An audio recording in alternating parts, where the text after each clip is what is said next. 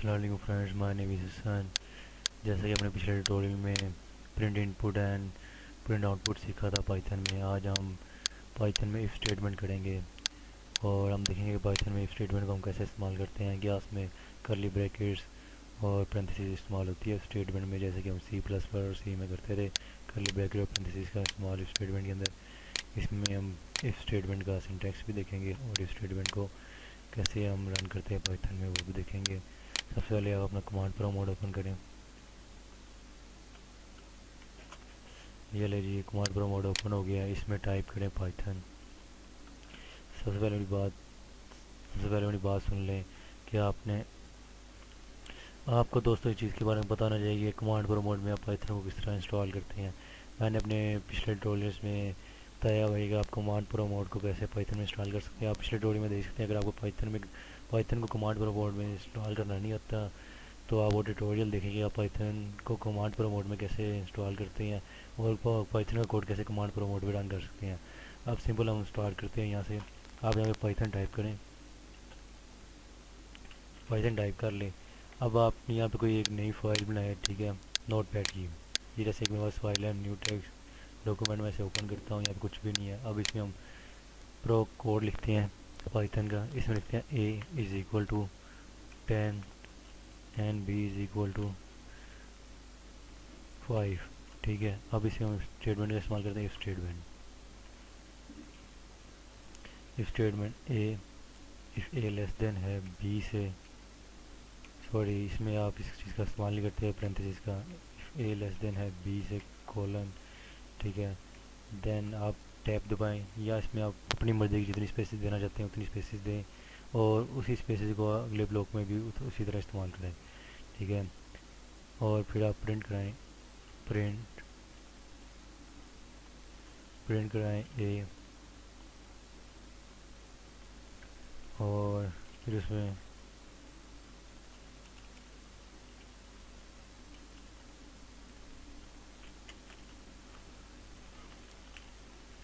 Is less, और वो यहाँ पे बताएगा वो first value is less. Then यहाँ पे एल्स में आए, एल्स में कोलन लगाएं और एंटर करें और फिर टैब दबाएं। फिर आप इसे कुछ चीज़ें प्रिंट कराएं। प्रिंट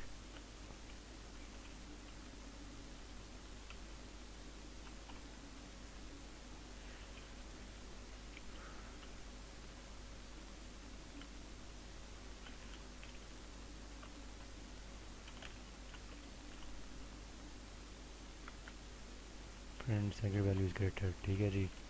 अब आप देखें यहाँ पे हमने जिस चीज़ का इस्तेमाल किया है, ए को हमने 10 असाइन कर दिया, बी में हमने 5 रखवा दिया, ठीक है। ए की वैल्यू क्या है, इसको 10 है, बी की 5 है। अगर ए लेस देन है बी से, अगर 5 लेस देन है बी से, तो यहाँ पर आएगा और प्रिंट कर देगा वो ए। यहाँ पे 10 प्रिंट करेगा और उसके साथ प्रिंट करेगा फर्स्ट वैल्यू इज़ लेस। और else अगर ये स्टेटमेंट ट्रू नहीं होती, इफ़ में अगर ये स्टेटमेंट ट्रू नहीं होती तो वो यहाँ पर आएगा और एल्स ब्लॉक में आएगा और ये प्रिंट कर देगा, ठीक है जी। ये हो गया वो इफ स्टेटमेंट कैसे रन होगी पाइथन में, ठीक है जी। अब आपने इसमें किन चीज़ों का ख्याल रखना है, आपने इन चीज़ों का ख्याल रखना है स्पेसिस का। जब पाइथन में आप स्पेस देते हैं तो आपको पता होना चाहिए आपने फर्स्ट ब्लॉक में कितनी स्पेस दी है। देन आप जिस ब्लॉक में जितनी स्पेस दी है उससे निचले ब्लॉक में, स्टेटमेंट के निचले ब्लॉक में भी उतनी ही स्पेस दें। ये जैसे ये मेरी स्टेटमेंट यहाँ पे एंड हुई है, ये मेरी कंडीशन यहाँ पे एंड हुई है जैसे, तो उसके बाद ये वाली एल्स पे आए हम, तो यहाँ पे ये एल्स एंड हुआ तो मैंने उतनी ही स्पेसिस यहाँ पे दिए जितनी मैंने इफ स्टेटमेंट इफ कंडीशन में दी थी, ठीक है जी। अब हम इसे कमांड पर मोड में रन करते हैं। बहुत सिंपल सा तरीका है। हाँ, बहुत सिंपल सा तरीका है। अब यहाँ पे इसे ड्रैग एंड ड्रॉप कर लें, ठीक है। इस तरह भी ये रन हो जाएगा, ठीक है। अदरवाइज़ अगर आप इस तरह नहीं करवाना चाहते हैं तो आप यहाँ पे टाइप करें जो आपकी फ़ाइल का नेम है new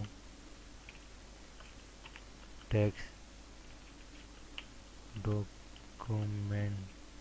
document dot P Y. ये जो पी वाई है ये पाइथन फाइल का नाम है। अगर आप पी वाई नहीं लिखेंगे तो आपकी फ़ाइल रन नहीं करेगी। ये बात भी जान लें। अगर आप अपनी फ़ाइल का नेम नोट पैड में अगर टी एक्स टी को मिटा के पी वाई रखना है आपने, ठीक है, देन आपने उसे रन करना है। अब हम इसे सिंपल रन करते हैं। उसने कहा जी Python can not open file, error no such और फाइल और डायरेक्टरी फाउंड, ठीक है। अब मैं आपको बताता हूँ, यहाँ पे आप आए सेव एज करें। सेव एज करने में आपको अगर टी एक्स टी यहाँ पे लिखा हो, फॉर एग्जांपल यहाँ पे अगर टी एक्स टी लिखा हो, टी एक्स टी, तो इसे रिमूव कर दें, यहाँ से इरेज कर दें। और फिर यहाँ पे लिखे पी वाई, ये पी वाई पाइथन फाइल का नेम है। ये पी वाई पाइथन फाइल का नेम है, ये उसकी एक्सटेंशन का नेम है, ठीक है। अगर आप ये नहीं लिखेंगे तो पाइथन फाइल रन नहीं होगा, पाइथन का कोड रन नहीं होगा, ठीक है। ऐसे सेव करें, यस, ठीक है। अब सिंपल यहाँ पर आए, पाइथन को ओपन करें और दोबारा कमांड प्रमोट को ओपन करें और यहाँ पे लिखे पाइथन और ड्रैग और ड्रॉप कर दें यहाँ पे और एंटर कर दें। ये देखिए जिसने आपको output they the, 5 second value is greater, second value is greater from first, लेकिन सेकंड वैल्यू यहाँ पे लेस देन है, तो यहाँ पे फर्स्ट वैल्यू आना था, सॉरी, यहाँ पे फर्स्ट वैल्यू इज़ ग्रेटर, ठीक है जी। अब दोबारा हम इसे यहाँ पे रन करते हैं, ये लें जी, सेव नहीं किया, कंट्रोल एस करके सेव कर लें या इस तरह सेव करें आप, ठीक है। अब दोबारा इसे यहाँ पे रन कर लें, सिंपल। अब दे दिया जी उसने फर्स्ट वैल्यू इज़ ग्रेटर, जैसे यहाँ पे हमने फर्स्ट को ए इज इक्वल टू 10 किया हुआ, 10 असाइन किया हुआ है, तो फर्स्ट वैल्यू यहाँ पे हमारी ग्रेटर है, ठीक है जी।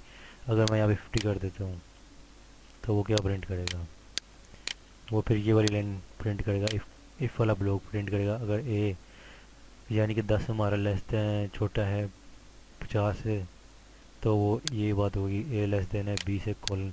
यहाँ पे आपने एक चीज़ का याद, एक और चीज़ का ख्याल रखना है, यहाँ पे प्रेंथेसिस और कर्ली ब्रैकेट का इस्तेमाल नहीं करना, सिर्फ कोलन का इस्तेमाल करना है। पाइथन में आप इस स्टेटमेंट के अंदर कोई प्रेंथेसिस और कर्ली ब्रैकेट का इस्तेमाल नहीं करते, सिर्फ कोलन लगाते हैं। देन आप इंडेंटेशन का ये ख्याल रखते हैं, ये जो स्पेसिस वगैरह होती हैं इनका ख्याल रखते हैं, जितनी आपने इधर स्पेस दिया उतनी ही आपने उसके निचले ब्लॉक में स्पेस देनी है।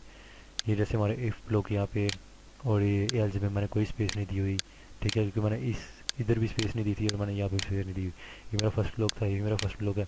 देन ये मेरा सेकंड ब्लॉक है जिनमें मैंने स्पेसिस दी हुई हैं टैब की, टैब एंटर किया और टैब में मेरी 6 स्पेसिस हैं बाय डिफ़ॉल्ट, ठीक है। पाइथन में बाय डिफ़ॉल्ट पाइथन में बाय डिफ़ॉल्ट 4 स्पेसिस होती हैं, 4 स्पेसिस होती हैं, ठीक है। अगर आप 4 स्पेसिस एंटर करते हैं तो आपको इंडेंटेशन का एरर नहीं आता, वैसे भी नहीं आता अगर आप इस चीज़ का ख्याल रखें कि ये चीज़ और ये चीज़ आपने जो पहला ब्लॉक बनाया और दूसरा ब्लॉक बनाया उसमें सेम स्पेसिस होनी चाहिए, ठीक है जी। ये मेरा कमेंट्स है, ये जो हैश मैंने लगाया ये हमारा कमेंट्स है, ये कमेंट्स के तौर पे हम इस्तेमाल करते हैं हैश पाइथन में, ठीक है जी। अब इसे दोबारा रन करते हैं यहाँ पे, ये देखिए इसने कह दिया फर्स्ट वैल्यू इज़ लेस, हमारी फर्स्ट वैल्यू में 10 पड़ा हुआ था जी, उसने दे दिया but first value is less, 10 हमारा छोटा है, किससे छोटा है ये भी हम प्रिंट करवा लेते हैं यहाँ पे। हम तो कहते हैं 10 हमारा छोटा है 20 से, और यहाँ पे प्रिंट कर लेते हैं, ठीक है जी। यहाँ पे और क्लियरली आपको समझ आ जाएगी इस तरह। अब दोबारा रन करते हैं इसे यहाँ पे, ये देखें first value is less from 15 हमारा बी में पड़ा हुआ था, ठीक है। 10 हमारा छोटा है, 50 है, जैसे ये स्टेटमेंट में एग्जीक्यूट हो रही है, ठीक है जी। उम्मीद है आपको पाइथन में इफ स्टेटमेंट का इस्तेमाल पता चल गया होगा, ठीक है। अगर आप पाइथन में इनपुट लेना चाहते हैं, इनपुट कराना चाहते हैं तो आप उस तरह भी कर सकते हैं, बहुत सिंपल तरीका है। अगर आप यहाँ पे इनपुट लिखें, इंट लिखें, मैं इंट यहाँ पे देता हूँ, ठीक है। देन इनपुट, अगर आप कोई भी चीज़ इनपुट लेते हैं उसका कीवर्ड इस्तेमाल होता है इनपुट, मैंने इनपुट लिखा, आगे आप उसे क्या काम करवाना चाहते हैं वो यहाँ पे लिख दें, एंटर फर्स्ट वैल्यू, ठीक है जी। उसके बाद यहाँ पे हम उसे सेकंड इनपुट लेते हैं, इंट, सेम वही टाइप है, इनपुट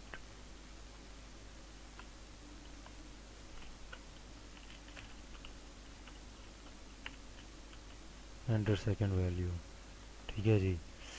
आप ए में दो इनपुट ले, ए में एक इनपुट ले रहे हैं, बी में दूसरी इनपुट ले रहे हैं, ठीक है जी। आपने जब भी कोई इनपुट लेनी है तो आप खाली इनपुट भी लिख सकते हो, कि डेटा टाइप देने की ज़रूरत नहीं है। लेकिन पाइथन जो है टाइप कास्टिंग का इसमें मसला आ सकता है, इसलिए मैंने यहाँ पे इंट लिख दी है। पाइथन में डाटा टाइप डिफाइन करने की ज़रूरत नहीं होती है, आप खुद भी अपनी उसकी डाटा टाइप, पाइथन अपनी डाटा टाइप खुद ही डिफाइन कर लेता है, यानी कि ऑटोमेटिकली उसकी डाटा टाइप कंसीडर कर लेता है। लेकिन आप अगर स्ट्रिंग दें या फ्लोट वैल्यू इस्तेमाल करें तो उस चीज़ का मसला आ जाए ऑर्डरेबल का। तो इसलिए आप इसे पर डेटा को इस्तेमाल कर लें इनपुट में, ताकि टाइम कास्टिंग का मसला ना आए। ठीक है, जब इसे यहाँ पे रन करते हैं हम, सिंपल वही देखा, पाइथन टाइप करें और लोकेशन सबसे पहले देखिए आपकी किस लोकेशन में पड़ा होगा, आपका फाइल पाइथन वाली फाइल किस लोकेशन में पड़ी है, वो लोकेशन दे यहाँ पे। ठीक है, या ड्रैग एंड ड्रॉप कर दें अगर आप लोकेशन नहीं देना चाहते हैं। देन एंटर करें आप, सॉरी सेव तो किया नहीं, सेव करें यहाँ पे और आप करें। वो एरर दे रहा है B int B input and